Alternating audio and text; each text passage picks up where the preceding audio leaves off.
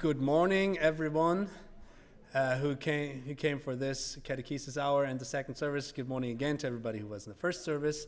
My name is Simon. Next to me, there's Nila, my wife. We are from Germany, visiting here, beautiful Florida. Glad to be here this morning at St. Dunstan. We are actually, well, you could consider us missionaries in Germany. We are born Germans. I just got asked this because apparently my English is pretty good, so thank you for that. No, we are Germans, and we grew up in Germany, and we received the call into ministry, into a ministry that's focused on people who do not know Jesus. And I don't know if you know this, but St. Dunstan, your church, is already supporting us in this endeavor, which we are really thankful for. And today we get to talk a little bit about the state of missions in Germany, why this is necessary, what's going on there, how we came to do this.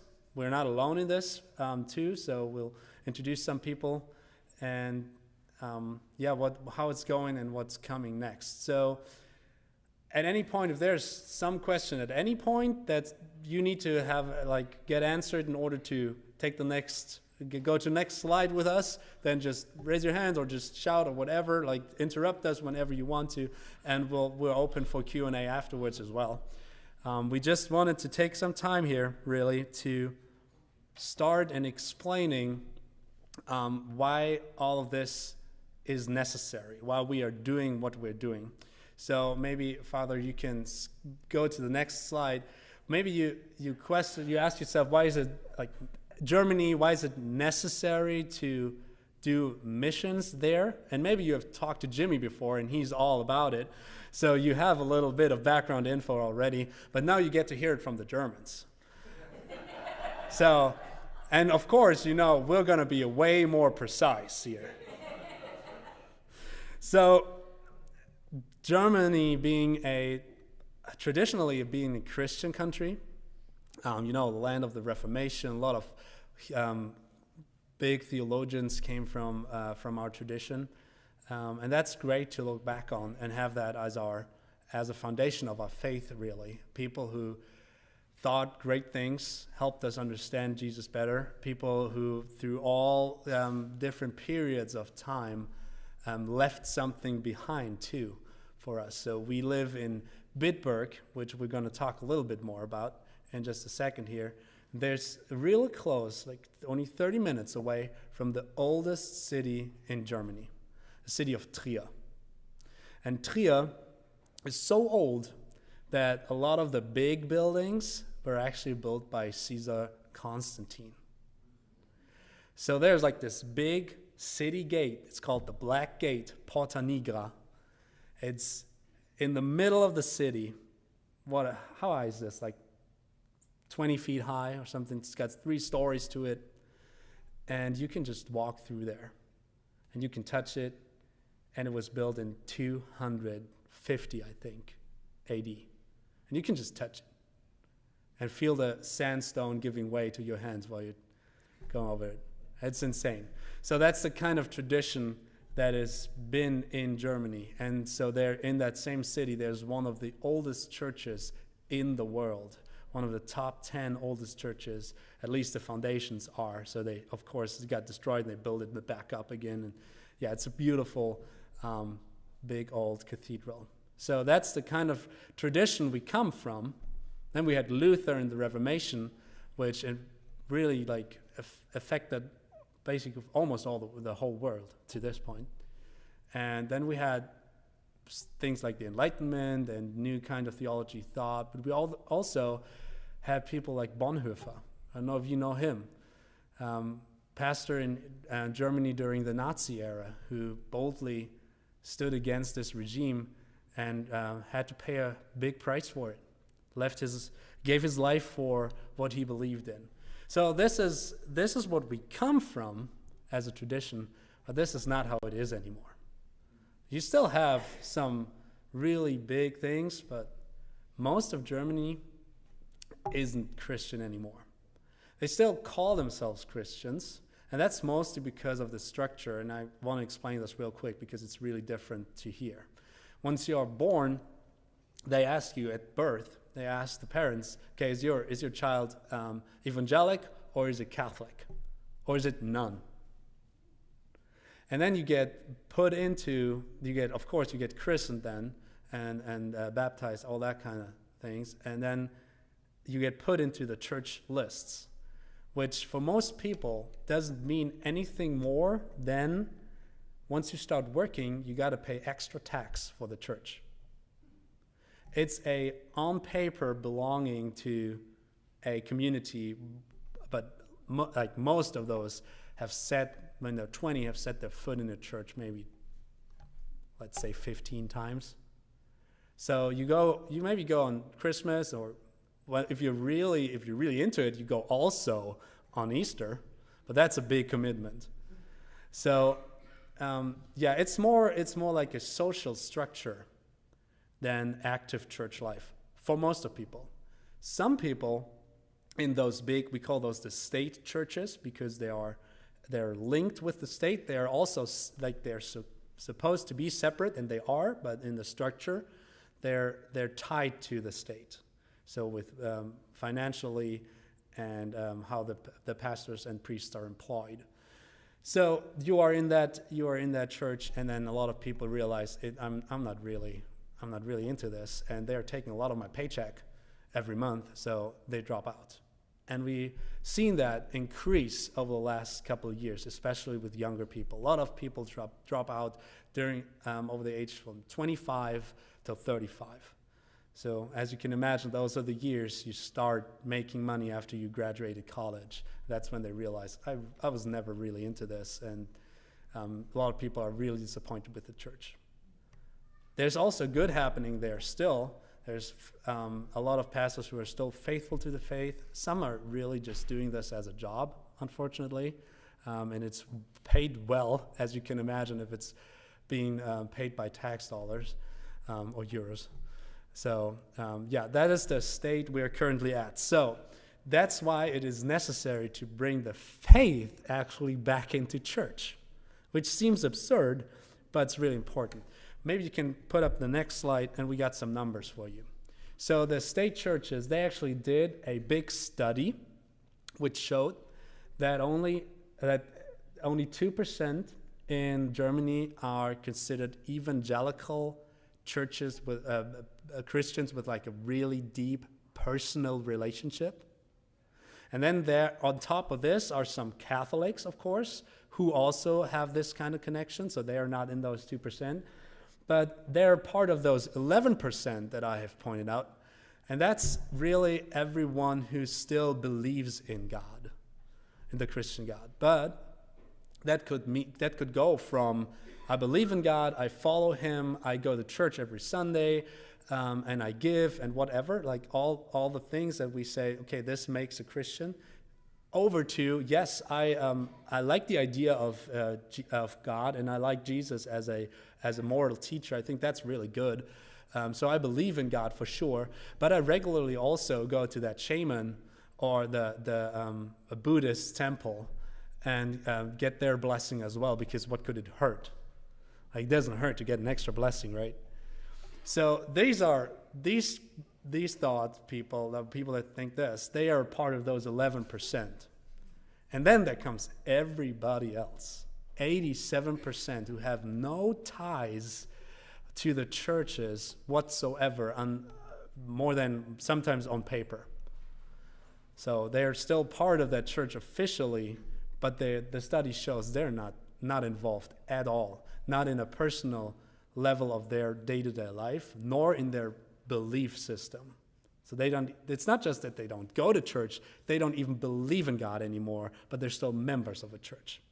Okay? So as you see these numbers, you kind of get an idea why it's important to do some missions in Germany. And that's what we're there for. That's what we're trying to do. And we moved. Yes, Jimmy.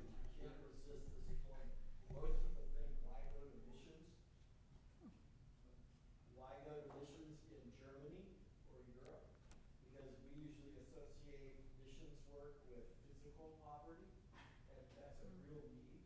But there are more born-again believers on every continent in the world besides Europe. It has the fewest. So you have to think of it as, I'm going on a mission trip for spiritual poverty.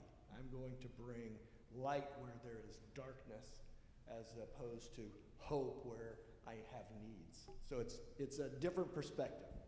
Yeah, there's actually something we call wealth neglectance that's been showing up with families a lot, young families who are neglecting their children because of their careers, because they're so wealthy. And the children have are missing the most essential social contacts and that kind of life. So it's absurd. So we moved to an area where there's not a lot of churches left. So we have areas in Germany, and one area where we grow up, we call this, Nila and I call this always, the Bible Belt of Germany. It's not big. It's not like the Bible Belt here. It's a small Bible Belt. It's a buckle, really. And and not one of those good ones that you earn at the rodeo. It's more like a small one. And we grow up there, and you get to, this is how we grew up. It's more like what you know probably. You get to pick your church. You can go to different churches. They're basically a lot of churches are great there. So for us, for example, Nila grew up in one of the state churches I just mentioned, which has a great pastor and great believers and leadership there. That's an awesome church to go to. So it's not like the state churches are all bad. There's still life in them, but it really depends on which congregation you end up in. And I grew up in a non-denominational church, not so far from there. So we kind of already tie this in, the story of Germany right now. So we moved to an area where there's not a lot of people. Maybe we can get the next slide. And now we end up serving 100,000 people on 1,000 square miles. That's how I want to phrase it. So there's a big county that we live in now. And we are the only free church, that's not a state church, in the radius circle of 18 miles. So 36 across. One church plant in that area. And then the 100,000 people, that's our entire county, that people that live there. And there's one more church in that county that is a non-denominational church that's not involved with the state church in any way. So it's a very Catholic region that we went to, and there's still some people going to church and going to Mass on Sundays. But the more and more we talk to people, the more we realize that it's not part of that life, really. It's maybe some part of their upbringing that remains to this day, but they don't know things about Jesus. They don't really know about this. So this is why we came there. We felt the need. There's so many people, and there's so little to do. One story from this other church that we met with, there's one woman in leadership. She's a wife of an elder. She told me she drives her kids to youth group every Friday for 1 hour and 15 minutes. In Germany, that's a long time. You can travel the entire country, go across the entire country in 10 hours. That's a long drive for youth group on Friday. Like I have friends who don't drive 5 minutes to youth group. That's a long way to go for your kids, but there's nothing else there that they would send their kids to. So they go this, like they make this sacrifice to take them there every Friday. So that's the need that we are serving. I think that's clear now. And now Nila's going to tell you a little bit more about our team and our story and how we came to this specific region. Okay, you can put up the next slide. I want to introduce you to our START team. So we're a team of 8 people. And we actually started this process a couple of years ago. So you can see on the right side, you can see Simon, and then our other pastor is Alex. He's the bald guy. and they actually studied together at the Gießen School of Theology. I think you know that. So during their studies, they started thinking about planting a church, and they put together this team. And we've been meeting regularly for 3 years now. We've been having prayer weekends and really thought a lot about what kind of church we wanted to plant and where to do it. And through really some crazy stories that would not fit this time-wise, we actually ended up deciding to move to the Eifel region and move to Bitburg. That's where we are right now, to plant a church. And our wish is to really bring church to people who it's not really relevant for anymore. We want to serve God where only a few people know him. That's our dream. And what that meant for all of us was that we had to move across the country, because only one of us actually lived there before the church plant. So for all of us, it meant giving up jobs, giving up apartments, giving up living close to family and friends and communities that we were really woven into for many years, and going to a place where we knew no one. We all had to find new jobs, we all had to find new places to live, and so this church plant actually started off with all of us being in a place of really depending on God for providing for us, which is challenging and hard, but it's also, I think, a really great place to start a church plant, because that's the mindset we want to stay in. We all have jobs now, we all have apartments now, but we still want to be dependent on God to provide for us and continue to provide for us for this church plant, for the people that we meet. And it's been a little over a year now since everyone has arrived. And we have been getting to know the Eifel region, getting to know the people, meeting new friends. And we came up with this very simple dream that's supposed to lead us in our next steps. And you can put up the next slide. Our dream is to see more people living, acting, loving like Jesus. So that's our simple mission statement: more people like Jesus. We want to give out an invitation to come back to the center of our faith, come back to discipleship. And we want to see people meeting God. And he left us in his stead to let our light shine for everybody around us. And that's our dream, because we believe that if more people in the Eifel region would be like Jesus, we believe it's gonna transform this whole region. More people being compassionate, being open to community, sharing life, being vulnerable with each other, and that's really what we as a team try to live out already, and we want to invite people to join that. That's what we're really passionate about, and that's our prayer for this church plant. We can go to the next slide, because that story, that's a story that doesn't start with triumph. If you want to rebuild this, you know that Jesus says that the harvest is plentiful, and I was thinking about this yesterday, and I of course have to agree with Jesus. But in our situation, it feels like until that harvest finally shows up, there's a lot of work to be done.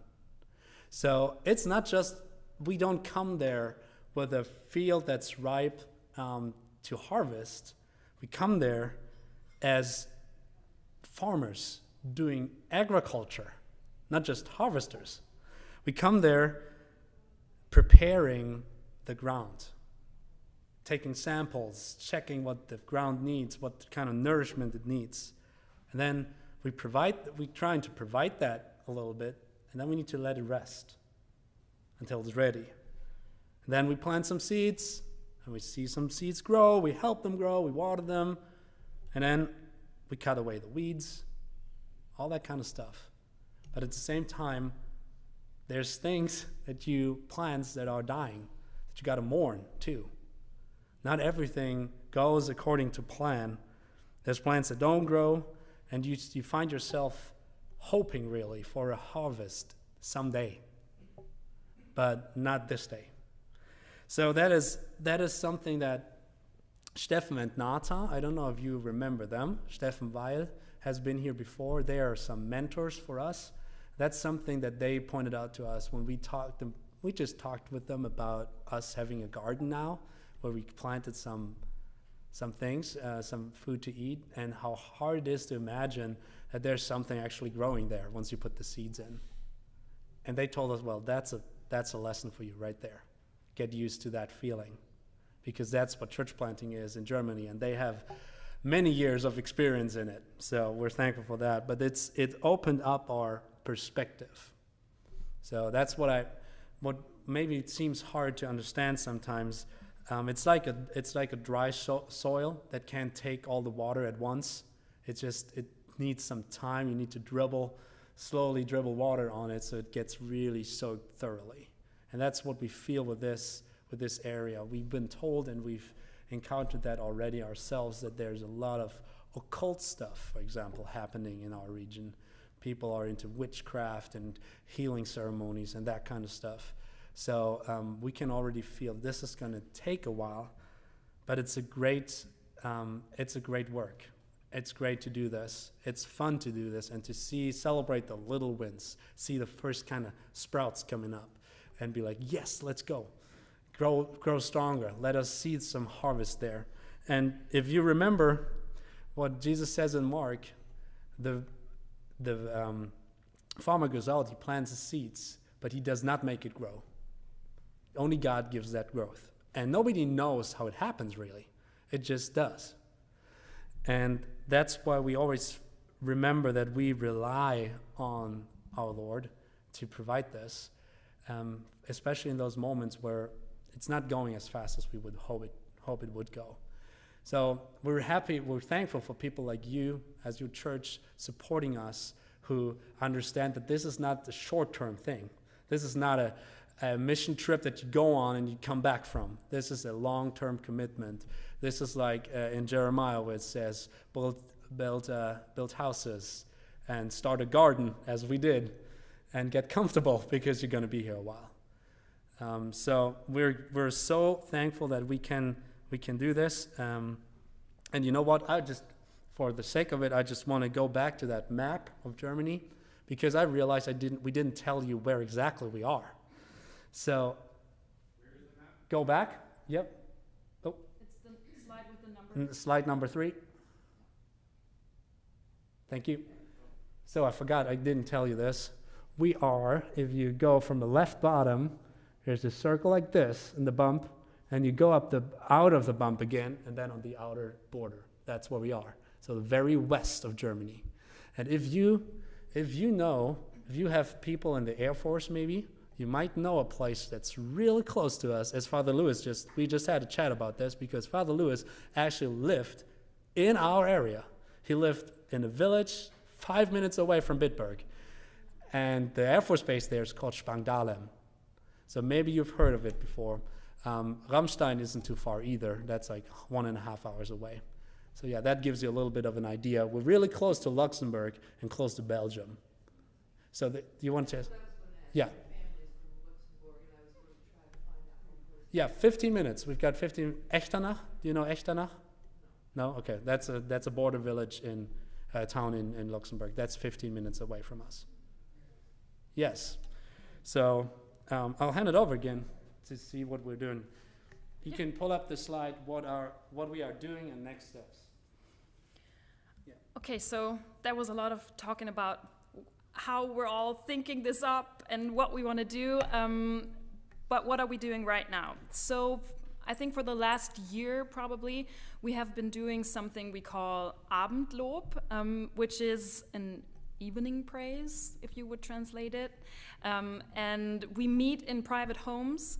Right now we're up to maybe 12, 13 people attending regularly. And we have dinner together because we love to eat. We're church at the table because we love to eat and share our lives and talk. And then we actually take communion together and have a time of prayer and worship. And we pray for personal concerns, but also for the city, for the region, for all the plans we have. So we've actually seen some people just coming into that, reaching out to us, looking for a church. And so actually right now we're experiencing our living rooms to be too small to fit all the people. So we actually started renting out a space in the city center. We call it the Mosaic Corner because it's at a corner. So we're Mosaic Church because we believe that a mosaic is a good picture for how the church is. So it's a lot of odd pieces somehow fitting together, with God being the glue, I think. So we're all different, but we're all important. We all have something to give, and together we make this beautiful picture. And we also believe that God is kind of like a mosaic himself. He has so many different aspects and sides to him. And it takes a lifetime just looking at it to understand it, and you're not even done. So that's why we're called the Mosaic Church. And this place we rented out, it's called the Mosaic Corner. And we want to create a place there in the middle of the city for people to easily connect to us. It's actually an old storefront, so we have big windows. We plan to have an open door for people to just look in, see what we're doing, walk in, ask their questions, maybe sit down for a coffee, talk to our pastors or whoever is there at that time.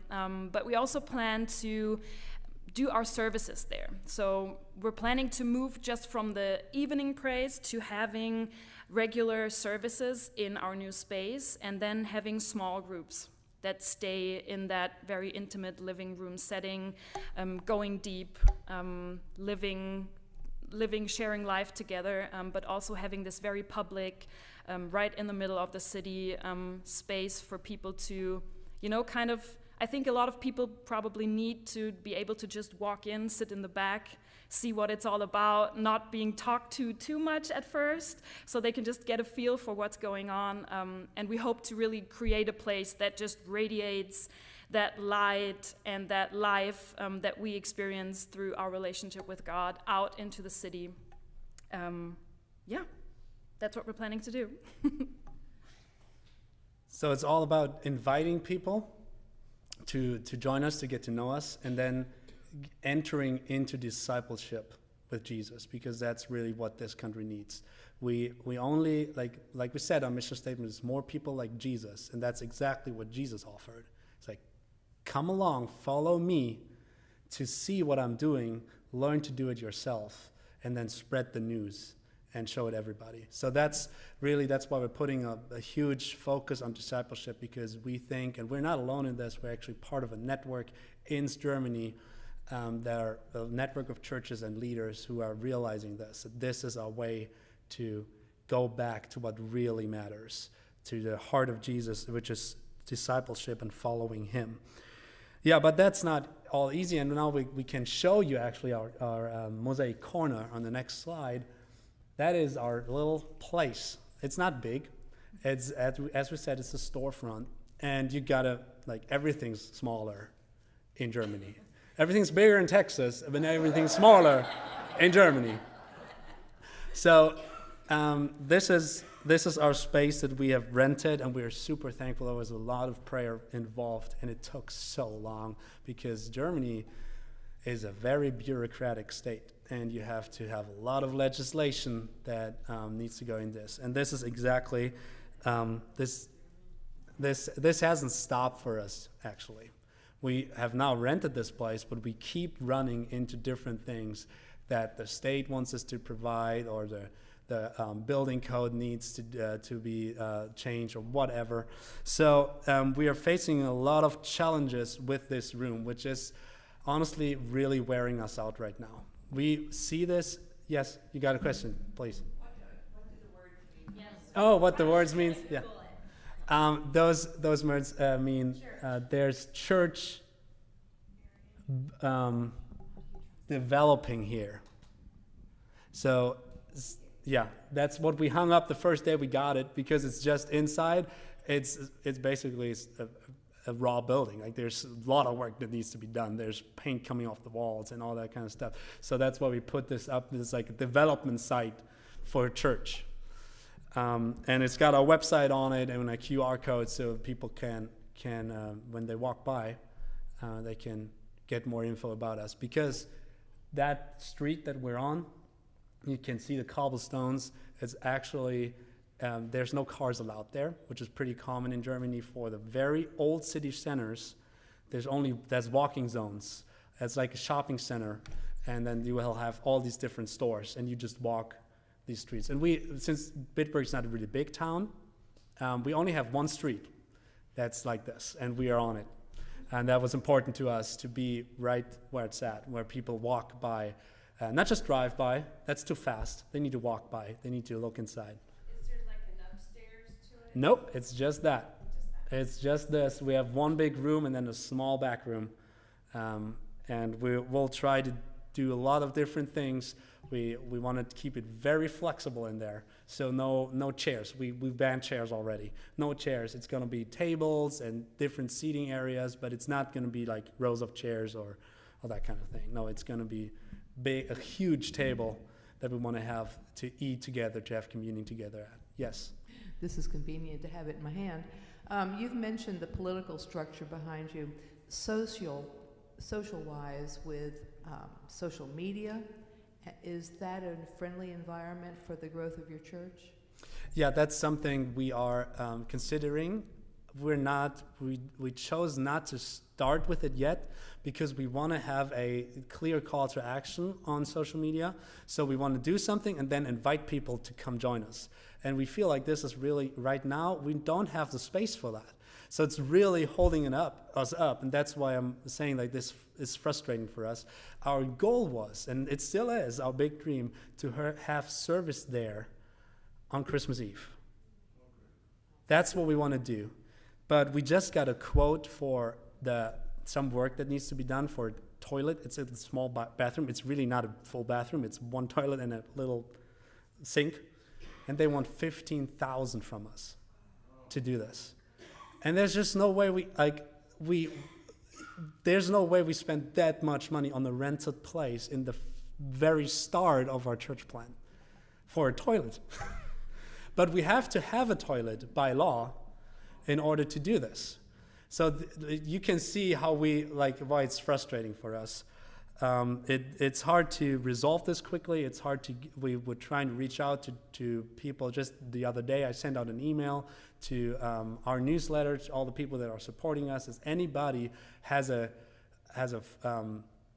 what's it called? Is a plumber. Yeah, thank you. Is a plumber that could do this for us, because then comes in the next legislation, which is that it needs to be done by a professional. So even if you can do it yourself and you know how to do it, you're not allowed to do it because it's a public space and a place of work. So you're not allowed to do that. And it's a rented place, so you would be responsible for everything. So yeah, as you can see, there's problems that we face, and it would be awesome if you could pray for this, because we would really, really, really love to be there on Christmas Eve, because that's the one night where people still go to church. The churches will be packed in our city on that night. And we want to be one of those churches. We want to be one of those churches on that day that can spread the gospel and tell people that this is actually relevant for their life, that Jesus came in this world for them. Yeah, so please join us in praying for this. If you have creative ideas on how to solve these problems, come to us and talk to us about this. Yeah, we're open to any help at this point.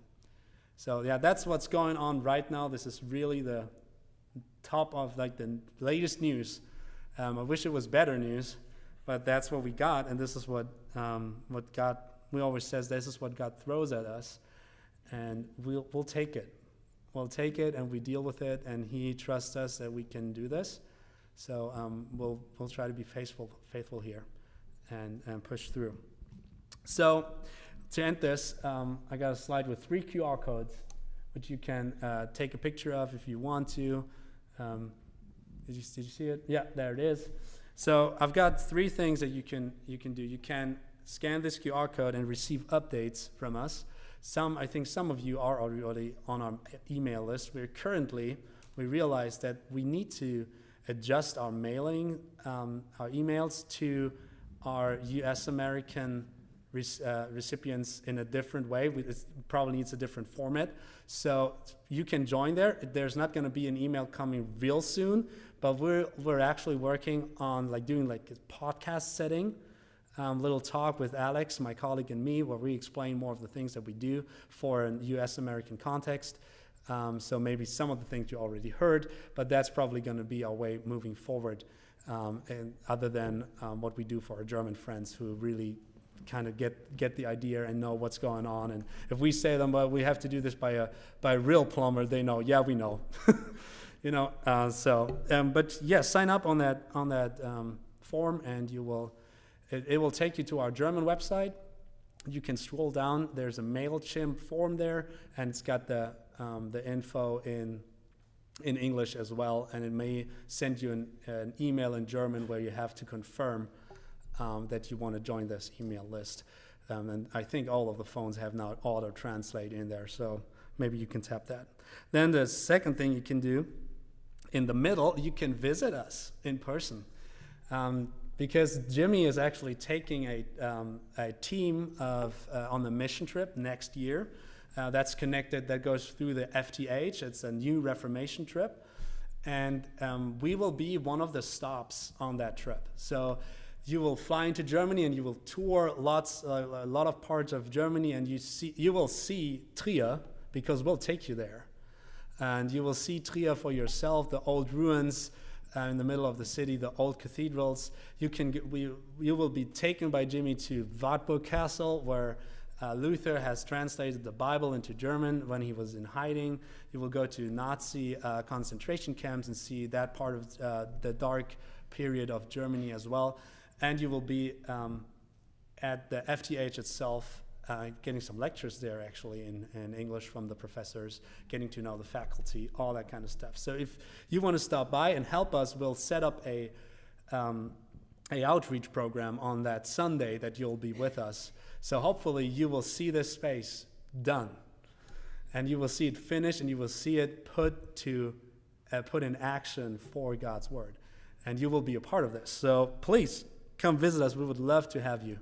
And Need to bring a plumber? well, hopefully by that point, I hope and pray that by that point we'll have it resolved, because that's happening in June 26, and that would be horrific if we didn't get, horrible if we wouldn't get this. And then the last thing, of course, if you want to support us, you can just scan this QR code. We'll take you to PayPal, and you can give by credit card as well. And thanks for everything you are already giving through this church. That really helps us to put this along. Yeah, so thank you for your time. That's all we have, and maybe you've got some more questions for us. Can your landlord help you with the plumbing, because it will increase the value of their building to have a toilet?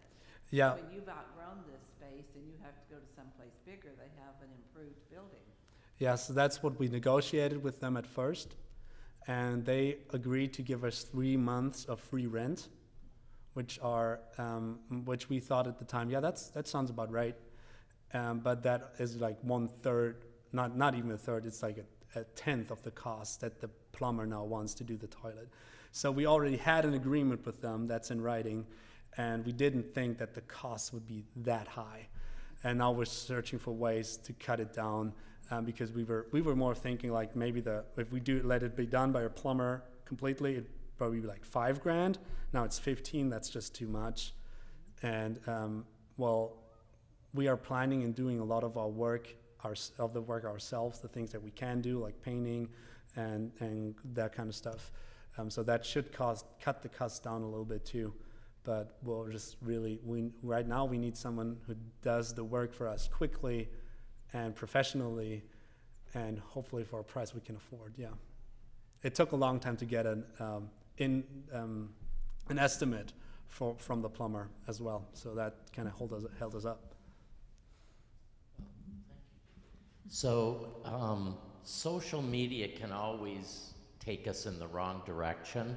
So what I say, I want you to correct it, but a lot of social media in the United States has culturally for the Germans such that the Muslim influence is so large there because of immigration. Is that true, and how does it affect you as a Christian? It is partly true, I would say. It really depends on where you live. For where we live right now, where we moved to, there's not a big Muslim community. They usually end up living in the bigger cities because that's where they immigrated to. There are big and growing Muslim communities for sure, and it's getting, it's making some trouble. There's some radicals that attack people, and we feel that regularly on the news. It didn't used to be like that, but it's increasing. I've got to, so it's there. And from the latest, I've actually been to pastors' conference last week, and the guy there said, the speaker said that the new studies are showing that especially with young people, the Muslim communities are gaining traction. Because right now, young people are looking for stability and for something that they can count on. And some of those radical Muslim communities, they prey on that, exactly that. And we always say they give them easy answers to complex questions. And we want to do better. Where I've met some Muslims who are awesome. It's just great. I actually had this one encounter, which maybe tells you a little bit about culture in Germany. I was at a seminar, all kinds of different people. It was when I was in college, and there was this one guy who said at the beginning of the seminar, said, "I will not be here for every one of the sessions, or maybe I will get up in the middle of sessions and leave, because I'm a committed Muslim and I'm doing my prayer time 7 times a day." So just wanted to let you know, don't be confused by this. And I found myself feeling connected to him because we were like the only two ones in a big room of people. We were two people who still believed that there was something else. We didn't believe in the same thing, but we kind of formed our own group apart from the others, and we had a long chat that night about things. Yeah. So that kind of tells you how it is in Germany. And we want to, especially on social media, we said our strategy will be that we will provide content like that is fueled by our sermons and by the message that we have. Not just invitations to something, but we want to be there with a voice in the middle of this. And we hope that will happen. Yeah.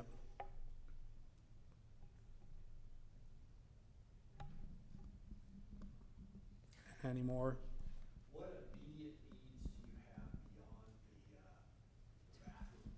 beyond the bathroom? Beyond the bathroom. What immediate needs? Ooh. Really, that need just seems really big right now. It's hard to think about the other things yet. I think from where we are going,